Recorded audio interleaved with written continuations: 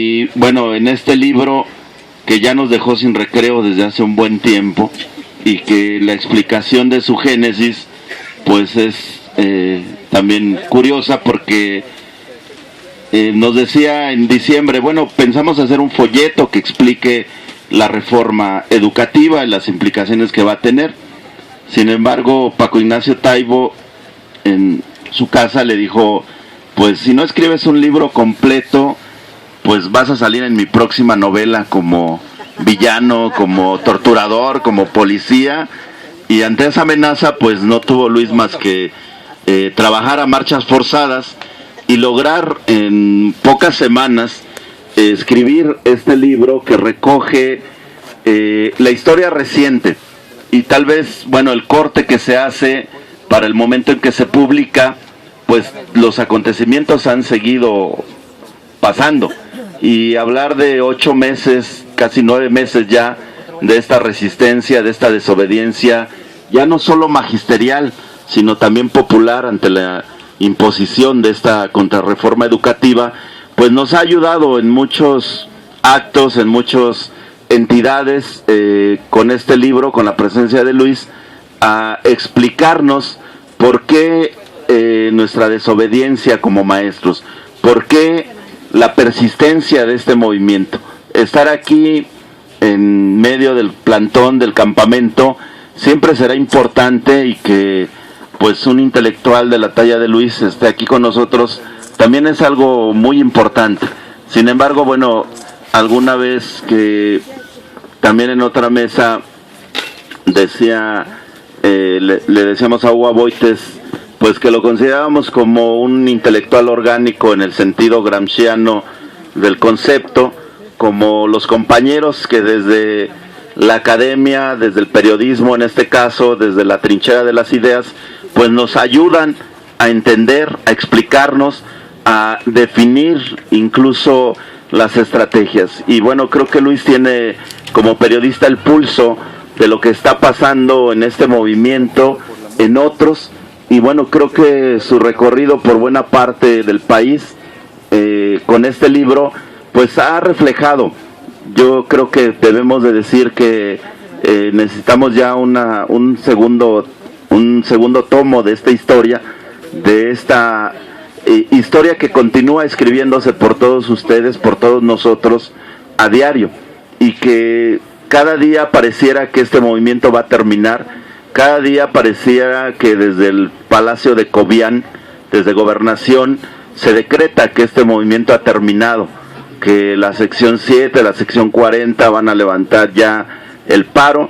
Y bueno, revisando nuevamente el libro, pues resulta que la primera entidad que la legislatura local aprobó esta reforma fue precisamente Chiapas.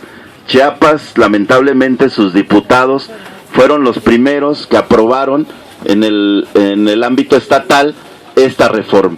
Sin embargo, aquí están, compañeros, aquí está la resistencia de los dignos maestros, trabajadores y pueblo de Chiapas, y yo creo que aquellos diputados que en su momento aplaudieron la reforma y que fast track la aprobaron, porque en pocos días, como da cuenta este libro, la reforma estaba ya leída, analizada, escudriñada, acotada y aprobada.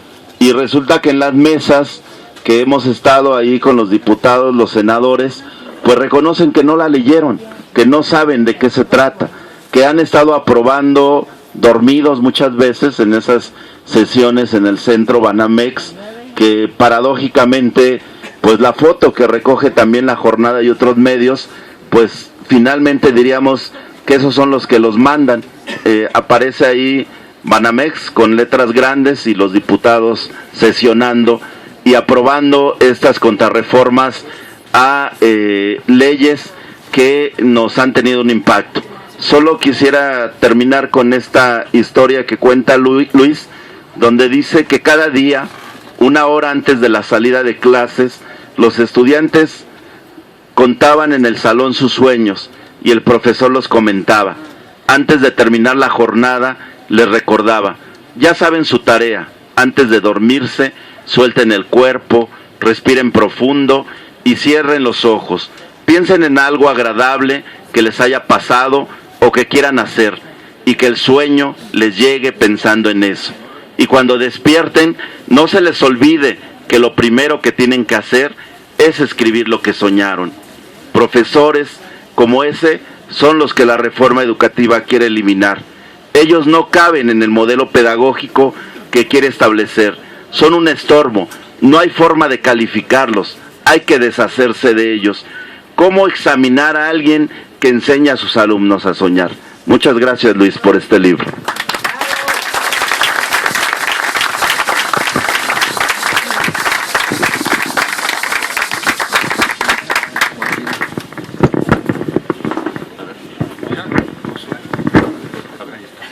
Pues muy buenas tardes a todos. ¿Sí se escucha? Sí. Muchas gracias por la invitación para estar hoy aquí con ustedes en el plantón. Muchas gracias a Pedro por invitarnos. Me siento muy honrado de estar aquí en el epicentro de la lucha magisterial nacional. Me siento muy honrado de estar aquí en el epicentro de la lucha magisterial nacional. ¿Se oye ya? No. Bueno. Entonces sí. Ahora sí, les decía que me siento muy honrado de estar aquí en el epicentro de la lucha magisterial nacional. De aquí salen réplicas de temblores a todo el país, ¿no? A veces cuando uno está aquí en la Ciudad de México y comienza a temblar, las noticias dicen que el epicentro del terremoto está localizado en Chiapas. Ahora, en esta etapa del movimiento magisterial, efectivamente el sismo magisterial está ubicado en el sureste mexicano y sus ondas expansivas llegan hoy hasta aquí. Quiero comenzar haciendo una pequeña aclaración a lo que dice Pedro. Realmente la responsabilidad de la información que sale cada día en el periódico sobre el movimiento es de nuestra directora, Carmen Lira. Yo estoy en otras trincheras y con otras responsabilidades. Es ella y mis compañeras y compañeros, periodistas que están con ustedes cubriendo sus marchas, sus protestas, sus reuniones, que la información se difunde como Pedro lo señala. Quiero también decirles, compañeras y compañeros, que a lo mejor uno no se da cuenta en este momento, pero yo estoy convencido de que ustedes están haciendo historia en este país. Una historia muy importante. El futuro de las luchas sociales en México tiene un antes y un después a partir de la lucha del movimiento magisterial de este año. Así como cuando miramos hacia atrás, por ejemplo, 50 años, vemos la heroica lucha de los maestros de la sección 9 encabezados por el profesor Otón Salazar, y vemos cómo esa lucha cambió en muchos sentidos el rumbo de la educación en el país, el rumbo del sindicato, a pesar de que tuvo el desenlace que tuvo. O si vemos un poco más, menos atrás al movimiento estudiantil popular de 1968, vemos que en aquel entonces se hizo una gran historia que cambió el rumbo de las instituciones políticas, de la vida cultural de este país. Así está sucediendo hoy con ustedes. Esta lucha inmediata, las marchas de hoy, la de ayer, la de anteayer, las protestas que se han venido eslabolando desde hace más de 9 meses, van a cambiar el rumbo de la educación, del sindicalismo y de la política de México. Creo que ustedes tienen sobrados motivos para sentirse sumamente orgullosos de ser los actores de esta etapa fundamental. Los actores de una lucha que tiene una historia muy curiosa, una historia que, por ponerle un plazo, podemos decir que comienza un día en el que un equipo de fútbol, ya vamos a ir al Mundial, esto es un gran acontecimiento, pero un equipo de fútbol, el Monarcas del Morelia, no sé si aquí haya alguno que le vaya a ese equipo porque es bastante malo, pero bueno, ese equipo saltó a la cancha con un nuevo uniforme. En ese uniforme, en su camiseta, había una tarjeta roja de esas que utilizan los árbitros para expulsar a los jugadores que cometen alguna penalidad, ¿no? Y abajo decía: a los malos maestros. Imagínense, en un partido de fútbol profesional, transmitido por la televisión, comentado por la radio, de repente Los señores que piensan con los pies son los que van a decir, aquellos que piensan con la cabeza como ustedes y que trabajan con su cabeza y con su experiencia, quiénes son buenos y malos maestros y llaman a correrlos. Bueno, por supuesto, los futbolistas no tienen la culpa. Por supuesto, los futbolistas no tienen la culpa la tiene el dueño de ese equipo que les dio la orden de salir a la cancha. ¿Y quién es el dueño de ese equipo? Un señor de nombre Ricardo Salinas Pliego, el dueño del Canal 13, al que ustedes han ido a visitar ahí en la torre de Chiapas con harta frecuencia, según tenemos noticias, ¿no? Para dar sus mensajes. Bueno, de repente este señor, el dueño de uno de los duopolios televisivos, es el que quiere decirnos cuál es el canon educativo de este país. Pero no ha estado solo en esta tarea. Junto a él, por delante de él, diríamos 4 cuadras más adelante de él, están los de la televisora rival, Televisa, un organismo que ustedes conocen con un nombre muy bonito, Mexicanos Primero, que realmente debería de llamarse, para hacer justicia a su nombre, Empresarios Primero, ¿verdad? Dirigido por un señor que se llama Claudio X González, que hasta hace muy poco tiempo era el presidente de la Fundación Televisa y vicepresidente de la empresa, ¿no? Se ha dedicado durante los últimos años a golpear y golpear y golpear a los maestros mexicanos, a denostar la educación pública, a mandar un mensaje a lo largo y a lo ancho del país en el sentido de que la educación mexicana está muy mal y la culpa de esa situación la tienen los profesores de nuestro país. Una acusación que sería tanto como decir que si hay enfermos en México es por culpa de los médicos, o que si las carreteras están mal es responsabilidad de los ingenieros civiles. No, la educación, si está mal, porque tiene muchos aciertos, como vamos a ver a lo largo de esta plática y se puede ver en este libro, si la educación está mal, responde a que la educación es un sistema cuya responsabilidad central está en el gobierno federal y de ahí se van emanando distintas responsabilidades. Pero bueno, este señor, Claudio X González, junto a Ricardo Salinas Pliego, se han esforzado en decir que los maestros son trabajadores privilegiados, que buscan canonjías, que tienen secuestrada a la niñez de nuestro país y que, como decíamos hace un momento, son los directamente responsables del desastre en el que vivimos. ¿Quién está detrás de Mexicanos Primero, además de Televisa? Pues está una organización donde participan empresarios como Carlos Slim, como Baileres, los hombres más ricos de México. ¿Qué querrán los hombres más ricos de México atacando a los maestros y a la educación pública?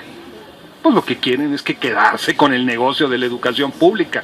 Si algo está detrás de esta ofensiva en contra de los maestros y de la educación pública, es que se trata de un enorme negocio de miles de millones de pesos literalmente, ¿sí?, a los que ellos quieren hincarle el diente, o por lo menos quedarse con una rebanada del pastel cada vez más grande. Es en este contexto de esta campaña de satanización en contra del magisterio que cuando Enrique Peña Nieto llega a la presidencia de la República, lo primero que hace es anunciar 2 medidas.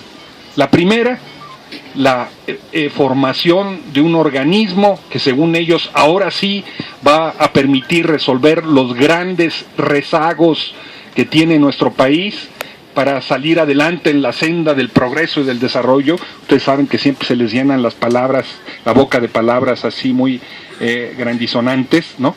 Ese nuevo organismo es el Pacto por México, ¿no? El organismo formado por los dirigentes de los 3 principales partidos y del gobierno. Y la primera medida que se anuncia como parte del Pacto por México es una reforma educativa que ahora sí va a resolver de una vez y para siempre los problemas de la enseñanza nacional. Bueno, pues ¿quién se iba a oponer después de todos estos años de campaña y de satanización contra los maestros, de esta cruzada moral, ¿no?, en contra de los docentes, pues que se hiciera una reforma educativa. Pues nadie se iba a oponer, ¿verdad? Y es entonces en este contexto en el que, aprovechando el impulso de la llegada al gobierno, de las expectativas y por medio de una campaña de prensa impresionante, en 11 días los diputados y senadores de este país aprueban la reforma educativa. 11 días, un récord para la guía Guinness, ¿eh?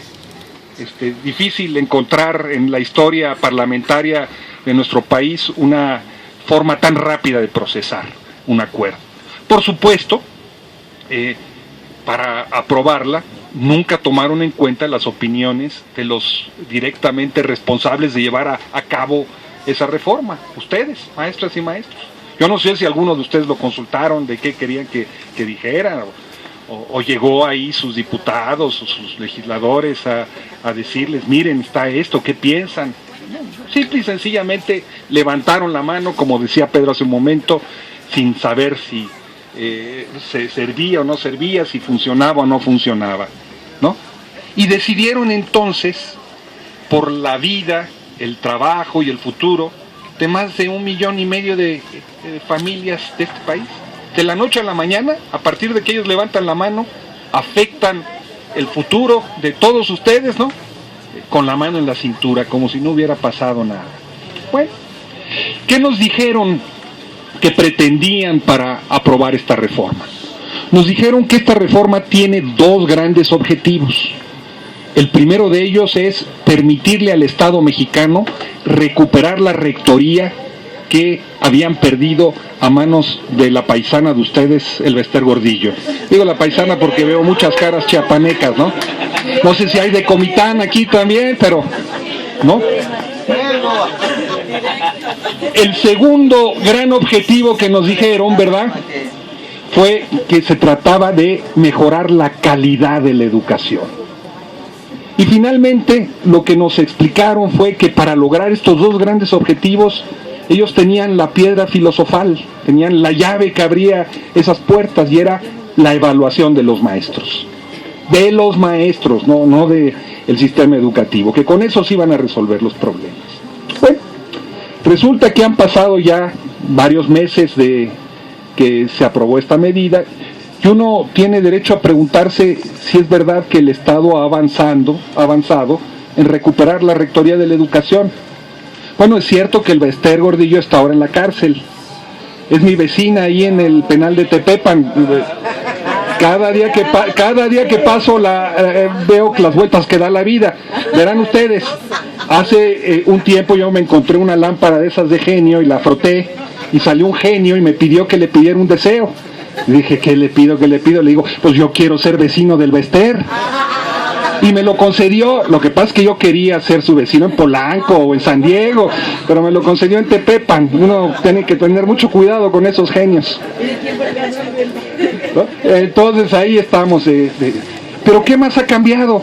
Bueno, Ricardo Aguilar Gordillo sigue al frente de la Secretaría de Educación en Chiapas, y lo mismo les puedo decir de la gran mayoría de los estados. No se ha movido la estructura que el Bester dejó, no se ha movido ni 1 centímetro. Sus personeros, ahora ya alineaditos, ¿verdad?, con quien haga falta, ¿no?, se han puesto en fila para decirle al nuevo patrón, a sus órdenes, jefe, ¿verdad? Ahí están, ¿no? Bueno, la diferencia es que en su lugar está este señor, ¿no?, que está ahora, de cuyo nombre no quiero acordarme, que era el que le firmaba los cheques, ¿no? El mismo de su camada.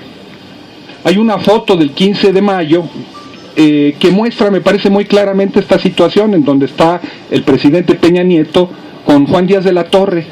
Y uno se puede, ya no está el Bester, ¿verdad?, pero uno se puede imaginar muy fácilmente el diálogo entre ellos dos, ¿no? De repente el presidente le pregunta al secretario general, al presidente y secretario general del CENTE, las dos cosas: oye, Juan, ¿qué horas son? Y él le responde: las que usted diga, señor presidente. Porque de eso está de tapete, ¿no? Castraron al sindicato. No es que fuera un sindicato muy combativo, pero lo castraron completamente, ¿no? Los alinearon a todos. Les dijeron a los secretarios generales de las secciones que ahí estaba su expediente y que le iban a hacer compañía a Alba Ester si se movían. Y aquellos, como tienen cola que les pisen, ¿no? Para tener la lengua larga hay que tener la cola corta, y ellos tienen una colota, pues simple y sencillamente se alinearon, ¿no? A tal punto que en la negociación salarial de este 15 de mayo ha sido la peor negociación salarial en la historia del sindicato, ¿eh? Ya no se superó el tope salarial ni por un centavo, ¿no? Pero bueno, ahí está Juan Díaz de la Torre preparándose a celebrar los 70 años de historia del sindicato. Ustedes saben que hace 70 años se fundó el CENTE. Entonces, pues ahí siguen los mismos, pero peor aún, es peor la cosa, porque lo que se hizo con esta reforma realmente es abrirle la puerta para que una serie de poderes fácticos, es decir, de poderes que no están regulados por las leyes, hagan valer su influencia en la definición de las políticas educativas de este país. Quien hoy están definiendo lo que es la educación en México, es mentira que sean las autoridades educativas. Quien hoy lo están haciendo, como podemos verlo con esta legislación, son organismos como Mexicanos Primero y la Organización para la Cooperación y el Desarrollo Económico. Hace un año más o menos, el 10 de septiembre de 2012, hay una revista que se llama Líderes, que reúne cada año a lo que ellos deciden son los 300 líderes más importantes de este país en distintos terrenos: economía, finanzas, política, cultura. Y el año pasado, ellos escogieron como líder de la educación, por supuesto, no un maestro, ni un pedagogo, ni un investigador, sino un empresario, a Claudio X González. Y ahí llevaron al presidente Peña Nieto. Y ahí Claudio X González le leyó la cartilla al presidente y le dijo lo que quería. Y le demandó que había que recuperar la rectoría de la educación, ¿no? Había que sacar a los directores y supervisores de la lógica sindical, y acuñó una frase para la posteridad que es el corazón de esta reforma. Él dijo, como si estuviéramos en una guerra, dijo: si no se recuperan las plazas, no se recupera la plaza. ¿Qué es lo que estaba diciendo? Pues que había que quitarle las plazas a los maestros, ¿no? Que había que pasar a controlarlas. La segunda demanda que formuló fue que había que profesionalizar las plazas docentes, como si no fueran ya profesionales. Pero, ¿a qué se refería la profesionalización? Decía que había que hacer concursos con obligatoriedad legal de la evaluación universal, porque los que estaban en Chiapas no permitieron que se hiciera, ustedes recordarán, el año pasado, y con consecuencias en la permanencia del empleo. O sea, que quien no pasara eso se iba para afuera. Y le demandó también que había que darle mayor autonomía a las escuelas. ¿Les parece a ustedes conocidas estas tres demandas? ¿Creen que tiene acaso, de casualidad, algo que ver con la reforma que se aprobó? Pues es calcadita, le estaban dictando, ¿no? Y Peña, como es muy obediente, para que no lo pusieran en el rincón, pues las apuntó en su cuaderno, en su plana, y las llevó a la práctica. Pero lo mismo hizo, ¿no?, un organismo que todos ustedes conocen, que es la Organización para la Cooperación y el Desarrollo Económico, el famoso Club de Ricos, ¿no?, al que México entró en 1994, cuando estaba como presidente Carlos Salinas de Gortari, y nos ofreció un mundo de abundancia y nuestra incursión al primer mundo gracias al Tratado de Libre Comercio. Bueno, la OCDE se ha dedicado a darnos una y otra vez recetas por las que el gobierno de México paga sobre lo que se debe de hacer en el terreno de la educación, no solo de la educación, pero también en el terreno de la educación. ¿Y saben cuáles son las recetas que la OCDE formuló? Pues las que están en la reforma, ni más ni menos. Y si quieren ver las que todavía faltan, porque todavía no las aplican, hay que ver sus recomendaciones. Curiosamente, el presidente, el director de ese organismo es un mexicano. Pertenece a eso que Carlos Monsiváis llamaba la primera generación de mexicanos nacidos en Estados Unidos, ¿no? Porque él piensa en inglés, él no piensa en español. José Ángel Gurría, ustedes saben, fue secretario de Hacienda, y como secretario de Hacienda fue el responsable de negociar la deuda externa que México tenía. En lugar de juntarse con otros países deudores para conseguir mejores condiciones de pago, él dijo, no, nosotros podemos solos. Bueno, rompimos el bloque de los países latinoamericanos y él negoció y México acabó pagando más intereses de la deuda que los demás, ¿verdad? Desde entonces es conocido como el ángel de la dependencia. Pero bueno, José Ángel Gurría entendió que no es lo mismo ser cantinero que borracho, ¿verdad? Pues pasó del otro lado de la barra y ahora es el que nos dice, se la pasa aquí en México, acaba de estar apenas hace 3 o 4 días diciendo lo que está bien y lo que está mal, poniendo palomitas y taches, ¿no? El mismo presidente Peña Nieto dijo que era un gran honor tener a un gran amigo al frente de esa institución. Bueno, entonces la pregunta es, ¿de verdad el Estado recuperó el control de la educación? Mentira, siguen los mismos que estaban, pero al mismo tiempo le cedió el manejo de la educación a Mexicanos Primero y a la OCDE, esos dos poderes fácticos. Lo segundo que nos dijeron, ¿verdad?, es que nos iban, con esta reforma, ahora sí nos iban a dar calidad en la educación. Ustedes saben que calidad es una palabra apantallante, ¿no? Si a mí me dicen que esta agua es de calidad, pues yo me la tomo. Si me dicen que este libro es de calidad, aunque lo haya escrito yo y sepa que no, ¿verdad? Digo, qué buen libro, ¿no? Aquí dice calidad total, ¿no? Bueno, por el término calidad podemos decir todo y al mismo tiempo no decir absolutamente nada, ¿no? El término de calidad es una palabra de moda, ¿no?, que se repite una y otra vez. No traigo en el acordeón esas, se repite una y otra vez lo que es. Pero curiosamente, y esto es muy importante, el término de calidad está hecho para definir a mercancías, a productos establecidos. Es muy fácil saber cuando un refrigerador, por ejemplo, es de calidad. Podemos decir que es de calidad porque tiene materiales durables, porque enfría bien y rápido, porque gasta poca energía, pero no podemos decir lo mismo de la educación. ¿A poco podemos hablar que una persona es de calidad, ¿no?, que un estudiante es de calidad? No, un estudiante es bueno o malo, la educación de por sí tiene que ver con la calidad. Pero eso es lo que nos dijeron, que para eso servía esta reforma, y en el camino se olvidaron de los grandes problemas educativos nacionales, esos no los tratan. Yo les señalo 3 grandes problemas educativos. El primero de ellos, el del rezago educativo.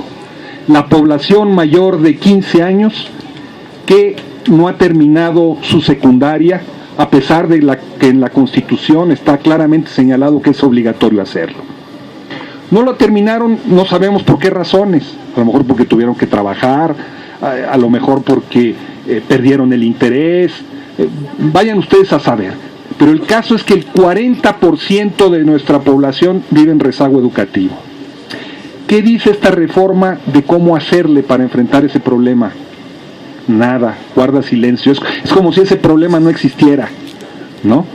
Porque es reconocer que hay cosas que no están bien y que hay cosas que tendrían que haber tenido un trato prioritario. Les señalo un segundo problema: analfabetismo. Casi 7 millones de mexicanos mayores de 15 años también no saben leer y escribir.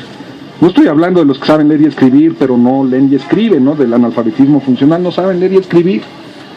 Y no es, el problema del analfabetismo no es una enfermedad incurable.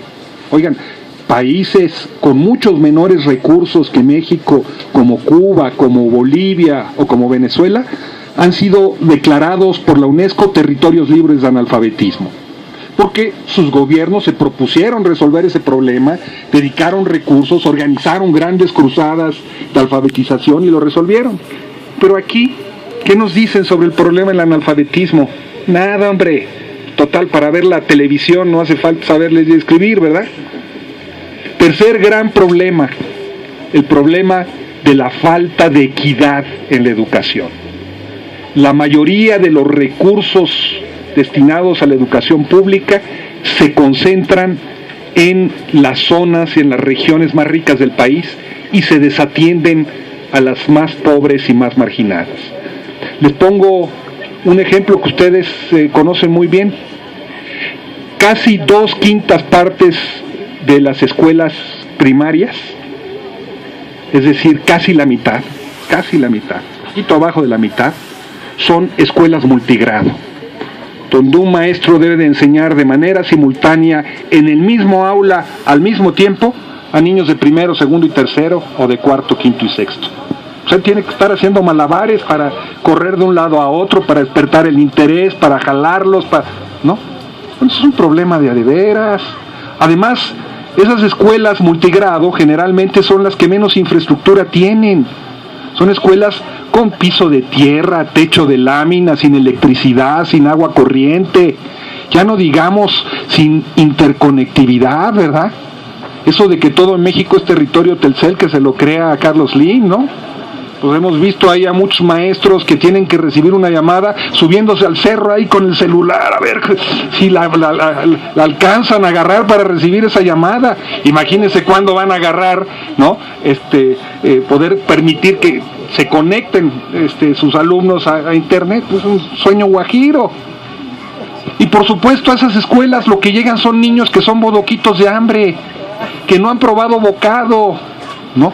En muchos casos, o niños también impactados por una situación de violencia, ¿no? El narcotráfico les ofrece convertirse en sicarios, ganar dinero de la noche a la mañana, y ahí están los maestros compitiendo en contra de esa situación. Bueno, ¿qué nos dice de esto esta reforma educativa? No nos dice nada, ni una palabra. Lo que nos dicen es que vamos a mejorar la calidad educativa. Bueno, está bien. ¿Y qué nos dice que es la calidad educativa? Híjole, yo no sé si ustedes han leído, hay 4 definiciones de calidad educativa. Una en el artículo 3, otro en la ley del servicio profesional docente, otro más en la ley del INE y otro más en la ley de educación reformada. Las 4 contradictorias entre sí. Y cada una de esas definiciones, además, si ustedes logran entenderlas, yo les doy un punto más de su calificación, como sea, pero les doy un punto más. No me toca, no soy autoridad, pero yo son ininteligibles, son un verdadero galimatías, ¿no? Hablan del mejoramiento constante y hablan de unas cosas que dices, pero ¿de dónde viene? Se las voy a leer textualmente. El artículo 3 dice: la educación que imparta el Estado será de calidad con base en el mejoramiento constante y el máximo logro de los educandos. ¿Mejoramiento constante de qué? ¿Ese mejoramiento constante sin objeto es la base de la calidad o es el resultado de la calidad o es la calidad misma? El máximo logro de los educados, ¿de qué están hablando? ¿Es otra base de la calidad? ¿Es su resultado? ¿Es su esencia? No, son galimatías, por eso les digo, un punto más al que logre descifrarme esto. Pero bueno, pues los legisladores, por inspiración divina, plasmaron eso en nuestro texto constitucional, ¿verdad? Y hoy está ahí.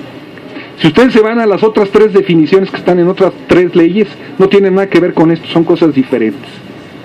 Porque en lo general, no solamente un problema la calidad, más allá de cualquier otra cosa, esta reforma desde el punto de vista jurídico está hecha con las patas, está mal hecha, está llena de contradicciones, huecos,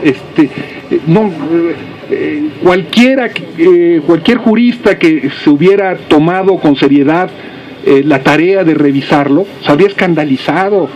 Miren, yo no tengo pelos, pero se me ponen los pelos de punta cada vez que lo veo. ¿Qué les voy a decir? Bueno, el asunto de la calidad está ahí, ni modo. Pero igual nos dijeron, ¿no? Hombre, ¿de qué se preocupan? Hay un gran jurista, ya ven, ya estoy yo, como la calidad en el texto, un gran pedagogo, ya murió, el doctor Pablo Latapí, nada sospechoso de ser simpatizante de la coordinadora o cosas así, ¿no?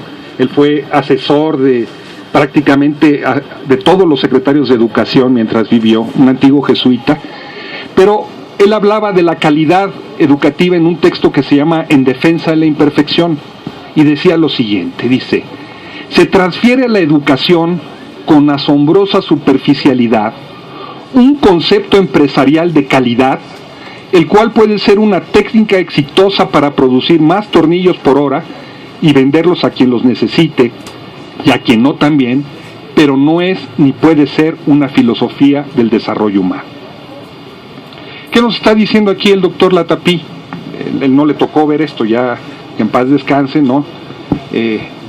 Donde esté seguramente está escandalizado de ver lo que está sucediendo.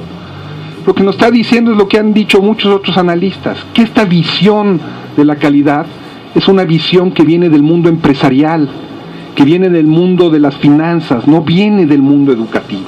Pero los empresarios quisieron ponerlo allí al lado de conceptos como el de educación libre, gratuita, laica y obligatoria. Ahora ya también es de calidad. Ahí está. Allá ellos. Bueno, estos son los dos grandes objetivos que entonces nos dijeron y perseguían con su reforma: recuperar la rectoría del Estado y garantizar la calidad de la educación. ¿Cuál es la herramienta para lograrlo? Nos dijeron, la herramienta para lograrlo es la evaluación de los maestros, ¿no? Y órale, ¿no? Porque ya saben ustedes, hay toda una campaña de años de que los maestros no se quieren evaluar, de que los maestros son flojos, de que los maestros no se quieren capacitar, ¿no? Evaluación es una palabra mal comprendida, repetida permanentemente. Se ha convertido en un instrumento de política fetichizado, ¿no? Y con el pretexto de mejorar la educación, se ha convertido realmente en un factor de su degradación. Se ha convertido en el instrumento para conducir no reformas, sino contrarreformas. Porque además, usualmente, cuando se habla de evaluación, lo que realmente se está diciendo es medición. Si ustedes ven la definición que se da de evaluación a lo largo de las leyes, generalmente se le entiende como sinónimos, cuando son cosas completamente distintas, ¿no? Medir significa ver cuántas veces una cierta unidad cabe en una cierta medida, ¿no? Evaluar significa juzgar, ¿no? Que puede ser a partir de elementos cuantitativos, ¿no? Pero significa juzgar si una cosa sirve o no, si está bien o no está, si es buena o no es buena. Una habla de cuestiones cualitativas, la otra habla de cuestiones cuantitativas. Pero no importa, nuestra legislación dice que hay que evaluar a los maestros. Bueno, aquí surgen varias preguntas. La primera es, ¿se puede evaluar realmente a un maestro sin definir con precisión antes cuál es el perfil de maestro que nuestro país necesita? No se puede. O sea, primero tenemos que saber qué necesitamos para después ver si se ajusta lo que hay a eso que necesitamos o no. Y no se puede definir a su vez un perfil de maestro si no tenemos con claridad trazada antes cuál es nuestro gran proyecto educativo nacional. O sea, primero viene el proyecto, después el perfil del maestro y finalmente la evaluación del maestro. Pero esta ley que se aprobó, esta reforma que se aprobó, no define ni un proyecto educativo nacional, ni un perfil del maestro, simple y sencillamente habla de evaluar a los maestros. Es decir, pone la carreta delante de los bueyes. Y aquí surge, además, un problema adicional, que es el problema de ¿a poco se puede evaluar realmente un maestro al margen de la infraestructura en la que debe de enseñar? ¿A poco esos maestros que trabajan en escuelas multigrado pueden ser evaluados con los mismos criterios de aquellos que trabajan en la delegación Benito Juárez de la Ciudad de México? ¿A poco un maestro que trabaja con niños monolingües va a ser evaluado de la misma manera que un maestro que trabaja con niños bilingües? Evidentemente no. Pero la visión que priva es que hay que evaluarlos a todos y a todos por igual, ¿no? Afortunadamente ya dijeron desde la Secretaría de Educación Pública, en unos de esos destellos que tiene el señor Choifet cuando no está entre chinchones, ¿verdad? ya dijo que la prueba enlace iba a desaparecer, ¿no? Bueno, el criterio de la prueba enlace sigue para evaluar a niños y a maestros, se va a seguir manteniendo, eso es lo que ellos tienen en su cabeza. Ustedes saben que la prueba enlace sirvió para levantar una enorme simulación, ¿no? Porque los maestros se dedicaron, porque de ello dependía, por ejemplo, su evaluación para carrera magisterial, ¿no? Se dedicaron a enseñar a los niños a llenar la prueba enlace, a rellenar bolitas, no a pensar, no a criticar, y los ponían a prepararse, ¿no? Antes del examen, y los invitaban a comprar guías para prepararse, ¿no? Y luego que llegaba el día del examen, algunos maestros de a tiro a los alumnos menos aventajados les decían que mejor no fueran ese día, que les perdonaban la falta, pues no les fuera a bajar el criterio, ¿verdad? Ahí en estas pláticas me he encontrado, por ejemplo, con unos maestros en Monterrey, además en una colonia popular, La Tierra y Libertad, ¿no? Que a sus alumnos les leía las respuestas para que ellos fueran, les leía las preguntas para que ellos las fueran respondiendo. Y cuando llegaba la pregunta correcta, por ejemplo C, elevaba la voz, la respuesta correcta, él elevaba la voz y él decía C. Entonces ya los alumnos sabían que tenían que llenar esa bolita. Bueno, pues se les olvida, ¿no? Así como dice el compañero, A, B, C, A, B, C, ¿no? Así le hacían exactamente. Bueno, es la simulación porque de eso depende el trabajo, de eso depende el salario, de eso depende el estigma o la aprobación, ¿no? Ese es el corazón de este sistema. Es en este contexto entonces que la evaluación realmente lo que está haciendo no es resolver los problemas educativos de fondo, sino simple y sencillamente servir como pretexto para colocar a los maestros en un nuevo régimen laboral. Hasta hoy los maestros han pertenecido al apartado B del artículo 123 y como tal tienen una serie de derechos y de obligaciones. Por ejemplo, que cuando cometen alguna falta grave que amerita el despido, el tribunal, no la autoridad, el tribunal emite un laudo para despedirlos. Bueno, hoy eso cambia 180 grados. El reloj de las conquistas laborales retrocede antes de 1917, antes de que se aprobara el 123, y hoy se coloca a los maestros en un régimen laboral de excepción que se deriva del apartado del artículo 3º. Es un absurdo, sí es un absurdo, pero así se hace. Un régimen laboral en donde el ingreso, la promoción y la permanencia dejan de ser cuestiones bilaterales, desaparece cualquier posibilidad de defensa colectiva de los intereses en esas ramas y a partir de ahora esas tres fases de la cadena educativa dependen directamente de la relación entre el maestro y la autoridad, de manera absolutamente discrecional, sin posibilidades de defensa por parte de los maestros, ¿no? Eso es lo que se hizo con esta legislación. Por eso decimos que lo que tenemos enfrente primero no es realmente una reforma. Una reforma, cuando hablamos de una reforma, estamos hablando de una ampliación o una profundización de derechos. Aquí lo que hay es un paso atrás en eso, es una contrarreforma. Se están quitando derechos a los maestros y se están quitando derechos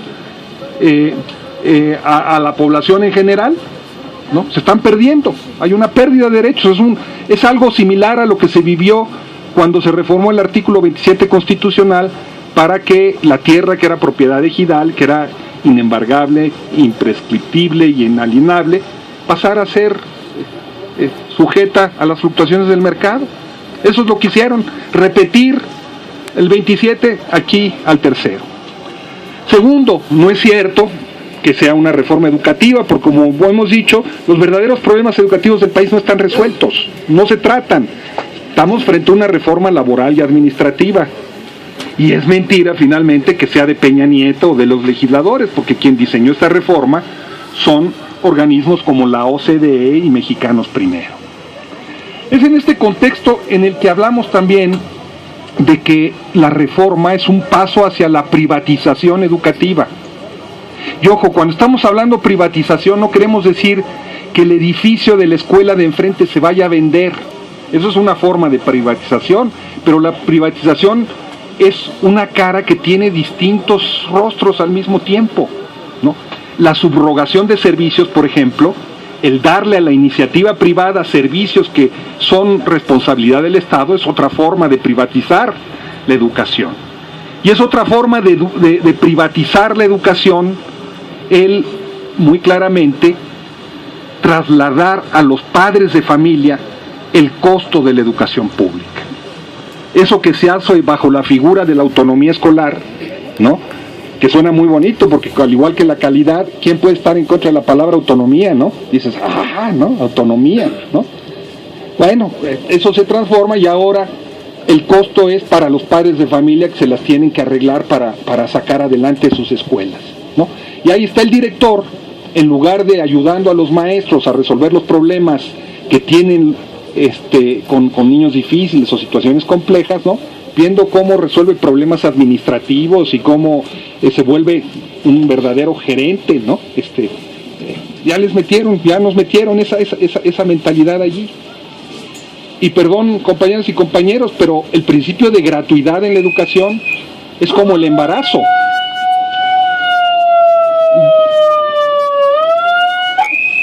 De acuerdo, bueno, estamos de acuerdo, ¿no? Digamos, el principio de la educación es como el embarazo de una mujer. Una mujer no puede estar tantito embarazada. Ya me imagino si viene mi hija y me dice, papá, estoy tantito embarazada. Bueno, no está tantito embarazada. No, pues sí. ¿Estás o no estás, no? Lo mismo sucede con la gratuidad. Está uno, es gratuita o no es gratuita. El que los padres tengan que participar acaba con ese principio. Le abre las puertas a todo el proceso de privatización, a lo que ya existe. Y quieren que hacia allá vayamos en lugares como Estados Unidos o como España, las famosas escuelas charter o escuelas por concertación, que son escuelas administradas por la iniciativa privada con dinero público, como las famosas guarderías Patito, ¿no? Que causaron la tragedia del ABC. Se le da a las guarderías que tendrían que ser responsabilidad del IMSS, ¿verdad? Se las subrogan a las amigas del gobernador o a los amigos de quién sabe quién, ¿verdad? Y sucede lo que sucede. Ese es el modelo hacia el cual estamos caminando. Eso es realmente lo que quieren en este contexto. Bueno, así las cosas, pues no nos puede esperar que esté pasando lo que está pasando, y todavía no acaba de pasar. No nos puede extrañar que primero en Guerrero, después en Michoacán, Oaxaca, Chiapas, Quintana Roo, Yucatán, Campeche, Zacatecas, Veracruz y sigo, se hayan producido los levantamientos que se hayan producido. Yo recuerdo cuando la coordinadora declaró que iba a convocar a la insurgencia magisterial, los funcionarios se burlaban, ¿no? Decían, ¡ja, insurgencia! A ver, ¿no? No se la acaban, ¿no? No se la acaba porque todavía más no acaba, ¿no? Se les vino el cielo encima. ¿Y por qué? Bueno, porque de la noche a la mañana los despojaron a todos ustedes de derechos laborales históricos. Acabaron con principios como el de la permanencia y la inamovilidad en el empleo. Acabaron con el principio de la bilateralidad en la negociación de las condiciones de trabajo. De la noche a la mañana acabaron con todo eso. Y quieren que los maestros todavía les den las gracias. Miren, hasta ahora el magisterio era una profesión de Estado. El Estado tenía la responsabilidad de hacerse cargo de la educación pública, ¿no? Y formaba entonces a sus profesionistas a través del normalismo, ¿no? Para hacerse cargo de ello. En los hechos, esta visión de la educación y el magisterio como una profesión de Estado, con esta reforma se acaba y los maestros pasan a ser cada vez más una especie de profesionistas liberales desamparados, ¿no? Teniendo que enfrentar la relación de manera personal, la relación de trabajo frente a la autoridad. Eso es, digamos, una primera cosa que pasa. Una segunda cosa que pasa es que la actividad docente se desprofesionaliza. Se desprofesionaliza por varias razones. Primero, porque para sobrevivir en el empleo, subsistir, los maestros se tienen que adaptar y tienen que convertirse ya no en educadores en el sentido más amplio de la palabra, ¿no? Ya no en esos maestros que enseñan a sus alumnos a soñar, a cuestionar, a pensar, sino que se van a tener que dedicar a enseñar a sus alumnos al rellenar las bolitas de los exámenes para que no haya problema a la hora de evaluarlos, ¿no? Pero además se les desprofesionaliza por el trato que se les da. O sea, las autoridades se convierten hoy en verdaderos capataces, ¿no? Como si estuvieran en una hacienda, ¿no? Y van a tener autoridad para decir lo que se les dé la gana, prácticamente sin posibilidades de respuesta. No estoy exagerando. Vean el desglose de la ley.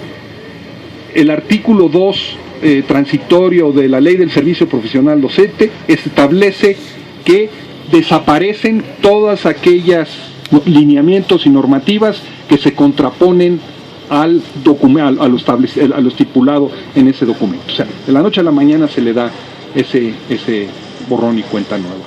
Y tercero, está en peligro la educación pública de este país. No es una exageración, no es una mentira. Pues ahí están llegando ya los recibos, ¿no? Ahora medio que le pusieron freno, ¿no? Porque comenzaron las respuestas de los padres de familia. Pero ahí están, ¿no? Y tan pronto se baje la guardia, pues se van a seguir de frente, porque de eso se trata, de deshacerse de ese problema. Hombre, estos señores no entienden que la educación no se puede manejar con criterios empresariales. Para fabricar un producto, por muchas razones, pero les doy una sola explicación, un solo ejemplo. Para fabricar un producto, un empresario escoge su materia prima y dice, yo quiero lo mejor. O si quiere un producto de mala calidad, pues no escoge lo mejor, pero él escoge lo mejor. Y él dice qué se usa y qué no, y lo compra o no lo compra. Ustedes como maestros no pueden escoger a los alumnos que llegan al salón de clases. Les llegan todos, inteligentes y no tan inteligentes, conflictivos y bien portados. Y con eso tienen que sacar adelante al grupo y sacar adelante a los alumnos. Es una diferencia de 180 grados entre cómo funcionan unos y cómo funcionan otros, ¿no? Ustedes como parte de maestros en el medio público, tienen que desarrollar su proceso pedagógico mediante una serie de criterios. Allí en ese mundo, en el mundo donde ustedes trabajan, el trabajo colectivo, la cooperación, la solidaridad, el desarrollo del pensamiento crítico, todo eso es muy importante para los niños. Pero lo que los empresarios quieren no es eso, lo que empresarios quieren es que se formen a los líderes del futuro, a los más aventajados, que se desarrolle la competencia, ¿no? Darwin llevado a la escuela, ¿verdad? La ley del más fuerte. Eso es lo que ellos quieren, esa es su visión del mundo. Bueno, contra todo eso se están oponiendo ustedes. Y en ese sentido digo, maestras y maestros, la lucha de ustedes es histórica, está cambiando el presente y el futuro de este país. De verdad, mis felicitaciones, invito a que lean el libro.